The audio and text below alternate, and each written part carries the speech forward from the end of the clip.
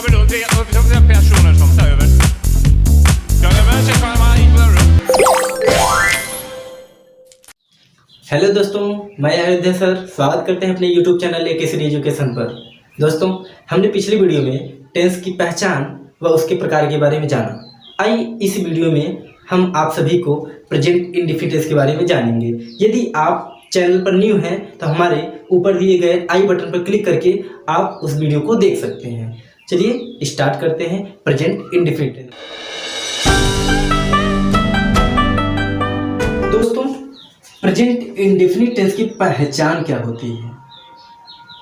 जब भी किसी वाक्य के अंत में ता है, ती है, ते हैं, ता हूं आदि शब्द मिलते हैं, प्रेजेंट इंडेफिनिट टेंस कहलाता है। एक बात का और ध्यान दीजिएगा, जब किसी मुख्य क्रिया के साथ ये शब्द जुड़े तभी ये प्रेजेंट इंडेफिनिट टेंस कहलाएंगे। जैसे वह किताब पढ़ता है,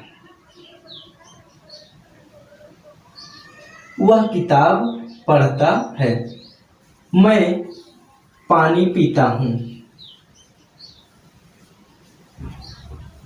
दोस्तों, यहाँ पे आपको दोनों वाक्यों में एक पीना शब्द आया है और दूसरा पढ़ना शब्द आया है। ये जो पढ़ना शब्द है दोस्तों, यह भी आपका क्या है? मुख्य क्रिया है। और मुख्य क्रिया के साथ हमारा क्या जुड़ा है? ता है जुड़ा है। और मैं पानी पीता हूँ, पीना एक मुख्य क्रिया होती है। यदि मुख्य क्रिया के साथ, मैंने कहा यदि मुख्य क्रिया के साथ ता है, ती है जुड़ा रहता है, वो आपका क्या कहलाता है? प्रेजेंट इंडेफिनिट टेंस कहलाता है। आपको एक पहचान समझ में आ गया होगा। आइए इस टेंस के अनुवाद बनाने के नियम जानते हैं। दोस्तों, सबसे पहला जो नियम होता है वो आपका होता है अफर्मेटिव सेंटेंस। Affirmative sentence. जो दूसरा होता है दोस्तों, वो होता है आपका नेगेटिव सेंटेंस। तीसरा इंट्रोगेटिव। क्या? इंट्रोगेटिव। यानी किसी वाक्य की शुरुआत हेल्पिंग वर्ब से भी हो तब भी हम इंट्रोगेटिव फर्स्ट भी कहेंगे, या जिसका जवाब यस या नो में दिया जाता है, इसको इंट्रोगेटिव फर्स्ट कहते हैं। Number 4 interrogative second. इसमें क्या होता है दोस्तों? जिन वाक्यों की शुरुआत क्वेश्चन डब्ल्यू से होता है, क्वेश्चन डब्ल्यू से होता है, इसे हम इंट्रोगेटिव सेकेंड के नाम से जानते हैं।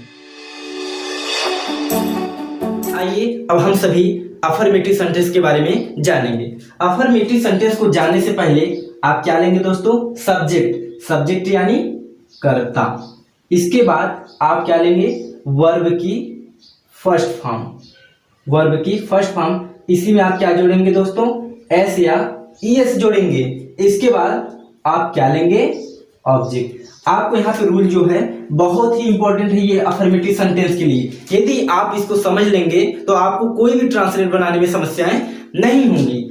सब्जेक्ट, वर्ब की फर्स्ट फॉर्म, एस या ईएस और प्लस ऑब्जेक्ट। जैसे अगर मैं बात करूं कि मैं सेब खाता हूं, मैं सेब खाता हूं। अब इसका अनुवाद तो आप बनाएंगे, लेकिन आपको यह समस्या होती है कि सर सब्जेक्ट कैसे निकालें, सर वर्ब नहीं समझ में आता, सर ऑब्जेक्ट कैसे निकालें, वर्ब में एस कहाँ लगाएं और ईएस कहाँ लगाएं। मैं आपको बहुत ही अच्छे ढंग से बता रहा हूं, ठीक है? चलिए देखिए, सब्जेक्ट निकालने का सबसे अच्छा तरीका है कि आप क्या बोलेंगे? कौन और प्लस क्रिया। कौन प्लस क्रिया। यदि आप इसको बोलते हैं तो आपका क्या निकल के आ जाता है? कर्ता। कैसे? मैंने लिखा मैं सेब खाता हूं। अब देखिए, खाना एक क्या है? क्रिया है। कौन सा क्रिया है? खाना। कौन खाता है? तो आप बोलेंगे मैं खाता हूं। जैसे तुम पानी पीते हो। कौन पीता है? तुम पीते हो। जब इस प्रकार आप कौन लगा करके क्रिया बोलेंगे तो आपका क्या निकल के आ जाएगा? कर्ता निकल के आ जाएगा। और नेक्स्ट की बात करते हैं वर्ब। वर्ब कैसे निकालते हैं? देखिए दोस्तों, कर्ता के द्वारा यानी सब्जेक्ट के द्वारा जो कार्य किया जा रहा है वही आपका क्या है? वर्ब है। जैसे मैं सेब खाता हूं, तो मैं क्या कर रहा हूं? खा रहा हूं, तो खाना क्या हो गया आपका क्रिया। जैसे मैं पढ़ा रहा हूं, तो मैं क्या कर रहा हूं, पढ़ा रहा हूं। तो आप चलिए नेक्स्ट जानते हैं, किसमें यानी किस वर्ब के अंत में एस लगाते हैं और किस वर्ब के अंत में ईएस लगाते हैं। लेकिन एक बात और समझना होगा आपको कि जब भी हमारा सब्जेक्ट क्या होना चाहिए, सिंगुलर होना चाहिए, सिंगुलर सब्जेक्ट होना चाहिए। देखिए जो सब्जेक्ट होता है एक सिंगुलर होता है और दूसरा प्लूरल होता है, यल साइलेंट होता है। एक सिंगुलर होता है, दूसरा प्लूरल। ये बहुत इंपॉर्टेंट है दोस्तों, क्योंकि जितने भी ट्रांसलेट किए जाते हैं इसी दोनों के आधार पर किए जाते हैं। जैसे सिंगुलर सब्जेक्ट में क्या आते हैं, ही, सी, इट और किसी का क्या आ जाए, नेम आ जाए, यानी नाम आ जाए। और प्लूरल क्या होता है, आई, वी, यू, दे। अगर आपको कभी भी सब्जेक्ट में ही, सी, इट, नेम दिखाई दे तो आप उसके साथ क्या जोड़ेंगे, एस या ईएस जोड़ेंगे। यदि सब्जेक्ट में आपको आई, वी, यू, दे दिखाई दे तो आप उसके साथ कुछ भी नहीं जोड़ेंगे। ये आपको समझ में आना चाहिए, बहुत इंपॉर्टेंट है। चलिए अब हमें समस्या ये होती है कि कहां पर यस जोड़े और कहां पर ईएस जोड़े। जब भी किसी मुख्य क्रिया के अंत में क्या आ जाए, एस एच आ जाए, एस एस आ जाए, सी एच आ जाए, ओ आ जाए, ठीक है, और कोई कॉन्सोनेंट आ जाए, प्लस अंत में क्या होना चाहिए, वाई होना चाहिए। यदि आपको किसी भी क्रिया के अंत में ये शब्द दिखाई दे तो आप तुरंत उसमें आप क्या जोड़ देंगे, ईएस जोड़ देंगे। क्या जोड़ेंगे दोस्तों, ईएस जोड़ेंगे। कैसे, जैसे एस एच है, मैं आपसे कहूं वाश, लास्ट में आपको क्या दिखाई दे रहा है, वाश मीन्स क्या होता है, धोना, तो एस एच है, इसमें आप क्या जोड़ सकते हैं, ईएस। जैसे एस एस दिया है, जैसे मैं कहूं मिस, तो मिस में भी आप क्या जोड़ेंगे, ईएस जोड़ देंगे। सी एच है, जैसे मैं आपसे कहूं कैच, जब कैच होगा इसके भी लास्ट में सी एच है तो आप क्या जोड़ देंगे, ईएस। कैच मीन्स क्या, पकड़ना। ओ है, ओ में जैसे क्या गो, तो गो में भी क्या जोड़ेंगे, ईएस। जैसे कॉन्सोनेंट और प्लस वाई है तो आप इसमें देखेंगे, फॉर एग्जाम्पल जैसे क्राई, क्राई मतलब क्या, क्राई चिल्लाना, आप इसमें क्या करेंगे, सी आर, लेकिन एक कंडीशन है, वाई को हटा करके आप क्या जोड़ देंगे, आई ईएस जोड़ेंगे। कि यदि ये आप पांचों अगर आप सही से समझ लेते हैं, आपको ईएस आंख बंद करके आपको लगा देना है। अगर ये नहीं मिलते हैं तो आप हमेशा क्या लगा देंगे, यस। लेकिन कब, जब आपका सब्जेक्ट क्या होना चाहिए, सब्जेक्ट आपका सिंगुलर होना चाहिए। क्या होना चाहिए दोस्तों, सिंगुलर सब्जेक्ट होना चाहिए। आइए हम अब ऑब्जेक्ट के बारे में जानते हैं। किसके बारे में दोस्तों, ऑब्जेक्ट के बारे में।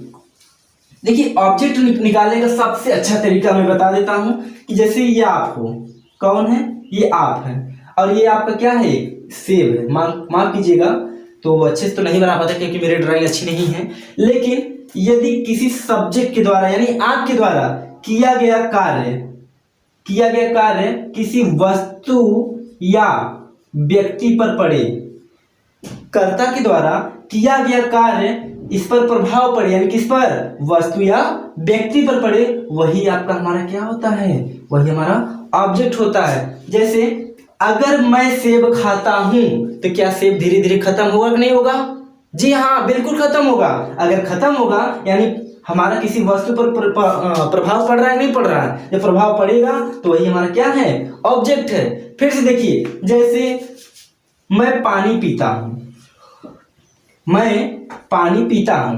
अब दोस्तों ये जरा बताइए, अगर मैं पानी पीऊंगा क्या पानी हमारा धीरे धीरे खत्म नहीं होगा, क्या हमारे किसी वस्तु पर प्रभाव नहीं पड़ेगा, यदि प्रभाव पड़ेगा तो वही हमारा क्या है, जिस भी वस्तु या व्यक्ति पर प्रभाव पड़े वही आपका क्या होता है, ऑब्जेक्ट होता है। आइए हम अफर्मेटिव सेंटेंस की अनुवाद कैसे करेंगे, आइए सीखते हैं। देखिए दोस्तों एक एग्जाम्पल में लेता हूं, मैं खाना खाता हूं। तो इसमें आप रूल देख रहे हैं, सबसे पहले में क्या लेना पड़ेगा, सब्जेक्ट, वर्ब और ऑब्जेक्ट। तो इस उदाहरण में आपको सब्जेक्ट निकालना कैसे है, मैंने बताया था कि कौन प्लस क्रिया।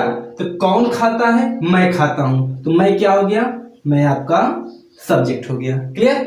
इसके बाद आपको क्या लेना है, वर्ब लेना है। तो वर्ब मैंने बताया था कि सब्जेक्ट ही क्या करता है, जो कार्य करता है वही आपका क्या होता है, वर्ब। तो मैं क्या कर रहा है, मैं खा रहा है, तो खाना क्या हो गया दोस्तों, खाना आपका वर्ब हो गया। अब इसमें दिया है ऑब्जेक्ट। ऑब्जेक्ट कैसे निकालते हैं, ऑब्जेक्ट को निकालने के लिए आपको क्या करना पड़ेगा, क्या, किसे और किसको, ये बोल करके आप क्रिया के साथ इसको जोड़ देंगे, आपका क्या निकल के आ जाएगा, ऑब्जेक्ट। चलिए देखते हैं, क्या खाता है, खाना खाता है, निकल के आ गया। इसलिए हमारा खाना क्या हो गया, खाना हमारा कर्म यानी कि ऑब्जेक्ट हो गया। आइए इसको हम अनुवाद रूल के द्वारा करते हैं। तो सब्जेक्ट क्या है दोस्तों, आई, वर्ब क्या है, खाना यानी ईट। अब इसमें कह रहा है एस आई एस हम कहाँ जोड़ते हैं, जब हमारा सब्जेक्ट क्या होना चाहिए, जब हमारा सब्जेक्ट सिंगुलर होना चाहिए तभी हम वर्ब में क्या जोड़ेंगे, एस या ई एस। और यदि हमारा सब्जेक्ट किसमें हो, प्लूरल में हो, तो हमारा एस या ई एस उसमें नहीं जुड़ता। तो मैंने बताया कि एक वचन जो करता होता है ही से ईट होता है, नेम होता है, और मैं जो होता है आपका क्या है, प्लूरल है। इसके बाद खाना क्या है, ऑब्जेक्ट है, आई ईट फूड। इसी प्रकार से तुम, या दूसरा एग्जांपल ले लेते हैं, वह है पानी पीता है। अब इसमें आप देखेंगे वह क्या है दोस्तों, वह आपका सब्जेक्ट है यानी कि ही। इसके बाद वर्ब क्या है, पीना, तो पीना क्या होता है, ड्रिंक। अब इसमें आप देखिएगा जब सब्जेक्ट सिंगुलर हो इसमें आप क्या जोड़ देंगे, एस या ई एस। ठीक, अब कहाँ पे एस जुड़ता है, कहाँ पे ई एस जुड़ता है, अभी आपको पीछे बताया। ही ड्रिंक्स क्या पीता है, पानी। इस प्रकार आप अफर्मेटिव सेंटेंस को बहुत ही इजी तरीके से समझ सकते हैं। आप आगे आपको नेगेटिव सेंटेंस के बारे में बात करेंगे। तो नेगेटिव सेंटेंस जानने से पहले हम उसके रूल को जान लेते हैं।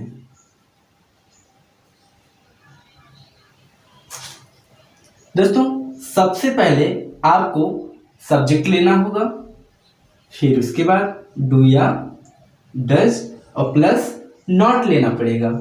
देन आपका वर्ब का फर्स्ट फॉर्म और ऑब्जेक्ट।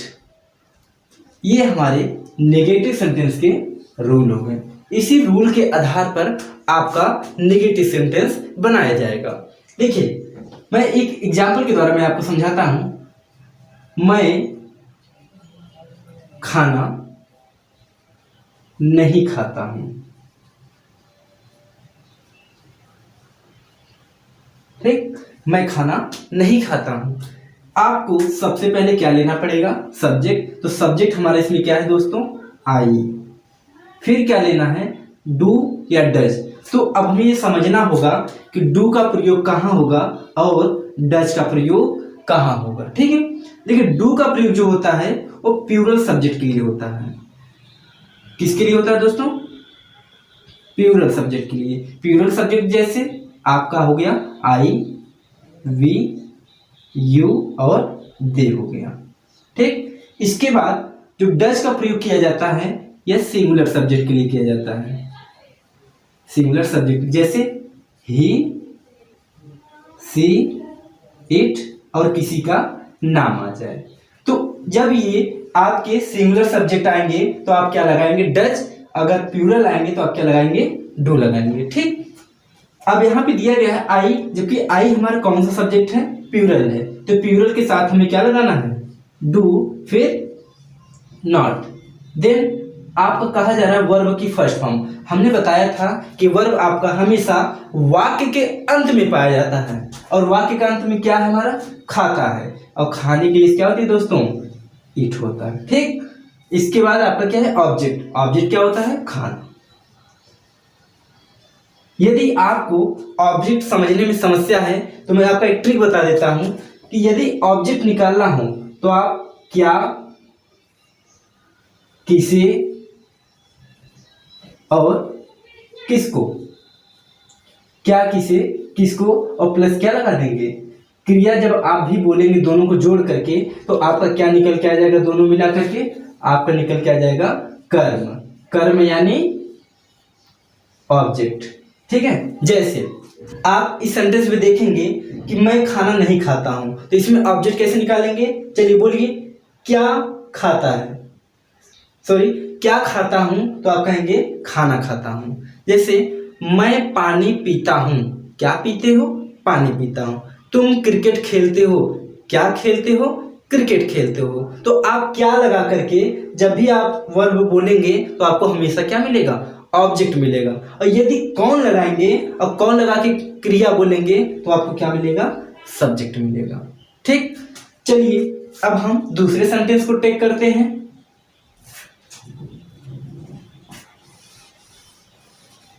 जैसे राम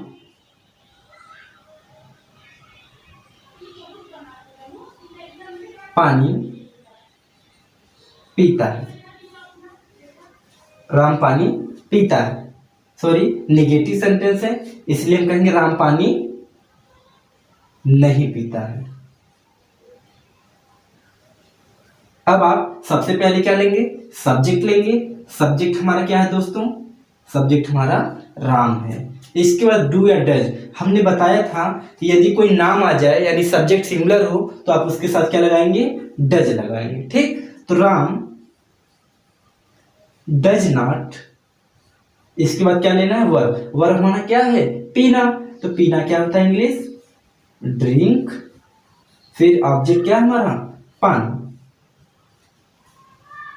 इस प्रकार से आप नेगेटिव सेंटेंस को बहुत ही आसानी तरीके से बना सकते हैं। यदि आपको इसमें कोई भी समस्या हो समझने में तो आप हमें जरूर बताएं, उसका मैं अलग से पार्ट का वीडियो बना दूंगा। यदि सब्जेक्ट वर्ब और ऑब्जेक्ट भी समझने में समस्या है तो मैं उसका अलग से वीडियो आपको दे दूंगा। चलिए अब बात करते हैं हम लोग इंट्रोगेटिव सेंटेंस की। किसकी दोस्तों? इंट्रोगेटिव सेंटेंस की, जो बहुत ही इंपॉर्टेंट है और आप हमेशा इसको स्पीकिंग में यूज भी करते हैं।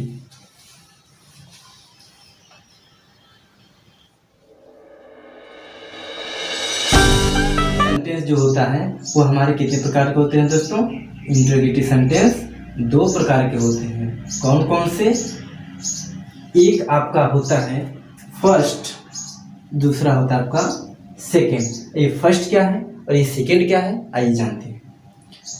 जिस भी वाक्य की शुरुआत हेल्पिंग वर्ब से हो या जिस क्वेश्चन का जवाब आप यस या नो में दें उसे हम इंट्रोगेटिव फर्स्ट कहेंगे। ठीक, दूसरे की बात करते हैं कि जिस भी वाक्य के बीच में आपका क्या आ जाए?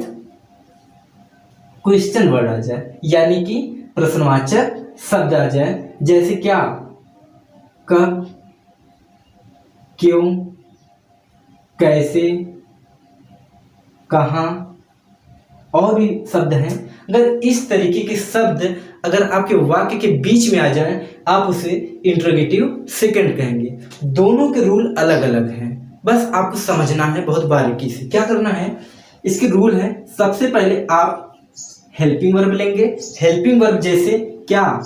डू या डज। और मैंने अभी बताया है कि किसके साथ डज लगाते हैं और किन सब्जेक्ट के साथ आप डू लगाएंगे। ठीक, इसके बाद आप क्या लेंगे दोस्तों? सब्जेक्ट, वर्ब और ऑब्जेक्ट। ये आपके इंट्रोगेटिव फर्स्ट के रूल हो गए। और जो दूसरा होता है आपका, इसी में सेम प्रोसेस है, बस इसी हेल्पिंग वर्ब के पहले आप इसी क्वेश्चन डब्ल्यू को क्या कर दीजिए? जोड़ दीजिए। बहुत ही आसान है। जैसे क्वेश्चन वर्ड, बाकी सब सेम उतार दीजिए। हेल्पिंग वर्ब जैसे क्या? डू या डज प्लस सब्जेक्ट, फिर वर्ब और ऑब्जेक्ट। दोनों में कोई भी दोस्तों बहुत ही छोटा सा अंतर है। जब किसी वाक्य की शुरुआत हेल्पिंग वर्ब से हो उसमें या डू या डज पहले लगा देंगे, और जब किसी वाक्य के बीच में कब, क्यों, कैसे, कहाँ आ जाए तो बस आप हेल्पिंग वर्ब वैसे रहने दीजिए, बस उसी क्वेश्चन वर्ड को उठा करके आप पहले कर दीजिए। ठीक, आइए हम उदाहरण के द्वारा समझते हैं कैसे बनाते हैं इसका अनुवाद। क्या मैं खाना खाता हूं? क्या मैं खाना खाता हूं? एक बात का और आप ध्यान दीजिएगा, जब किसी वाक्य की शुरुआत में क्या आ जाए और हेल्पिंग वर्ब के रूप में हम क्या लगाते हैं दोस्तों, डू या डज। लेकिन एक बात का ध्यान रहे कि सब्जेक्ट हमारा क्या है, सब्जेक्ट हमारा सिंगुलर अगर रहेगा तो हम क्या लगा देंगे, डज लगाएंगे, और सब्जेक्ट हमारा प्लूरल रहेगा तो हम क्या लगा देंगे, डू लगाएंगे। आपको यहाँ पे देखने को मिल रहा है कि मैं क्या है, मैं सिंगुलर सब्जेक्ट है या प्लूरल सब्जेक्ट है। तो अभी मैंने पीछे बताया कि मैं क्या है, आपका प्लूरल सब्जेक्ट है, और प्लूरल सब्जेक्ट के साथ क्या लगाते हैं दोस्तों, डू। तो आप क्या लगा देंगे यहाँ पे, डू। इसके बाद हमें क्या लगाना, सब्जेक्ट, सब्जेक्ट क्या है, आई। वर्ब क्या है दोस्तों, दिखाई दे रहा है, मैंने वाक्य के अंत में बताया था, खाता। खाता की इंग्लिश क्या होती है, ईट, और खाना को इंग्लिश में कहते हैं फूड। ये बहुत ही आसानी से आप इसको बना सकते हैं, डू आई ईट फूड। अगर इसी का हम इंटरोगेटिव सेकंड में बनाते हैं तो क्या बनता है, मैं क्रिकेट कहाँ खेलता हूं, कहाँ खेलता हूं। देखिए हमने बताया था इंटरोगेटिव सेकंड में आपको क्या मिलते हैं, क्वेश्चन वर्ड। क्वेश्चन वर्ड क्या क्या, कब, क्यों, कैसे और कहाँ। तो आपको इसमें दिखाई दे रहा होगा, कहाँ जो शब्द है वो क्वेश्चन वर्ड है, इसलिए इसको हम इंटरोगेटिव सेकंड कहते हैं। आइए रूल के अकॉर्डिंग इसको हम ट्रांसलेट करते हैं। क्वेश्चन वर्ड क्या है दोस्तों, कहाँ, और कहाँ की इंग्लिश क्या होती है, वेयर। फिर हेल्पिंग वर्ब क्या है, हेल्पिंग वर्ब हमारा क्या है, डू या डज। और मैंने बताया था कि हेल्पिंग वर्ब पहले, हेल्पिंग वर्ब लगाने से पहले हम सब्जेक्ट को देख लेंगे, सब्जेक्ट हमारा क्या है, सिंगुलर है कि प्लूरल। यदि सिंगुलर है तो डज और प्लूरल है तो डू। अब मैं एक शब्द जो है, मैं जो सब्जेक्ट है ये हमारा क्या प्लूरल है, इसलिए हम क्या लगा देंगे, डू। इसके बाद क्या लगाना है, सब्जेक्ट में आई। वर्ब क्या है दोस्तों, खेलना, प्ले, और ऑब्जेक्ट क्या बचा, cricket. Where do I play cricket. एक बात का और हमेशा ध्यान दीजिएगा, जब भी आप इंटरोगेटिव सेंटेंस को बनाएं तो वाक्य के अंत में हमेशा आप प्रश्नवाचक चिन्ह जरूर लगा दें। यदि आप नहीं लगाते हैं आपका सेंटेंस बिल्कुल गलत माना जाएगा, ठीक है। तो इसी प्रकार से दोस्तों आप अफर्मेटिव, नेगेटिव, इंटरोगेटिव के सेंटेंस बहुत ही इजी तरीके से आप बना सकते हैं। और इसके भी इंटरोगेटिव नेगेटिव आते हैं, ऐसा नहीं कि इसके इंटरोगेटिव नेगेटिव आते हैं, लेकिन यदि आपको अभी भी इतनी सारी चीज़ों को समझने में समस्याएं हो रही हैं, आप हमें कमेंट में ज़रूर बताएं। मैं आपको इसका अलग से एक पार्ट वीडियो बहुत ही अच्छे से समझा करके दे दूँगा।